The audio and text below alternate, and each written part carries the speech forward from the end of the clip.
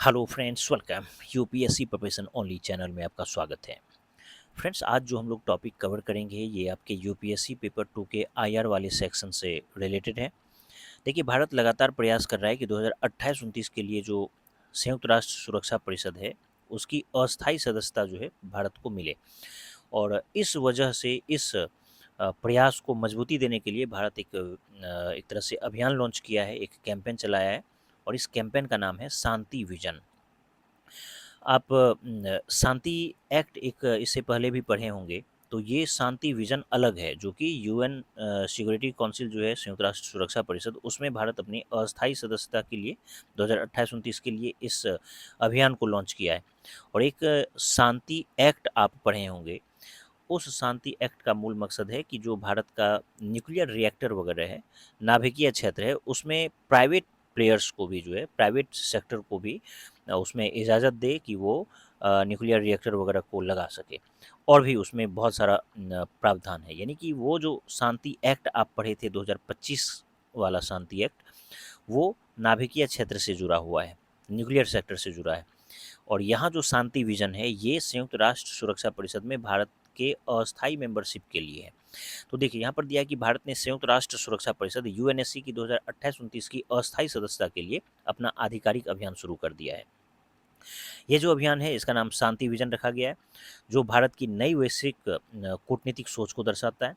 अब शांति जो है एक एक्रोनिम है, इसका फुल फॉर्म है, देखिए, एस का मतलब हो गया सिक्योरिंग, एच मतलब हॉलिस्टिक, ए मतलब एडवांसमेंट, एन मतलब नॉर्म्स, टी मतलब ट्रस्ट और आई मतलब इंटेग्रिटी।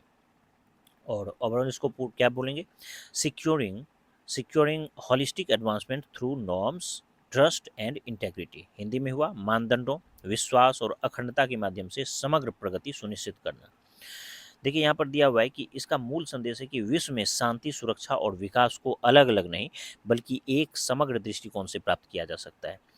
भारत वर्तमान में 79 कंट्रीज़ में जो है विकास परियोजनाओं का सहयोगी है। और भारत स्वयं को ट्रस्टेड डेवलपमेंट पार्टनर के रूप में जो है स्थापित कर रहा है। अब यूएनएससी के बारे में कुछ इंपॉर्टेंट आपको तथ्य जान लेना चाहिए कि देखिए, संयुक्त राष्ट्र सुरक्षा परिषद में टोटल 15 सदस्य होते हैं।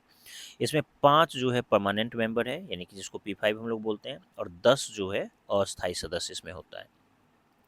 और जो भी अस्थायी सदस्य होता है उसका कार्यकाल 2 सालों का होता है।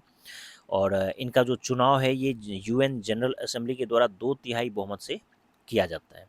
यहाँ पर जो कुछ 5 जो अस्थायी सदस्य है यूएनएससी में, उसमें एक आपको यहाँ पर यूएसए हो गया, दूसरा यहाँ पर यूके हो गया, ब्रिटेन, तीसरा ये फ्रांस है, चौथा यहाँ पर रसिया हो गया और पांचवा ये चाइना हो गया।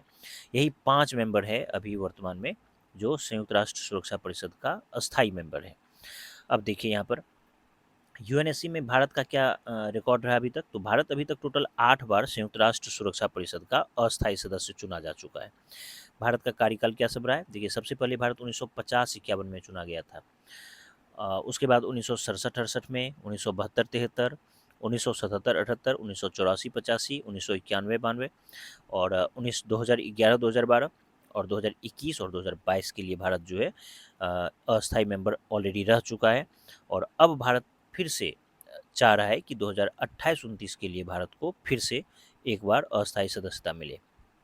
तो ठीक है, तो यहाँ पर ओवरऑल हम लोग जो है 2028-29 के लिए भारत अस्थायी सदस्यता के लिए दावेदारी पेश कर रहा है।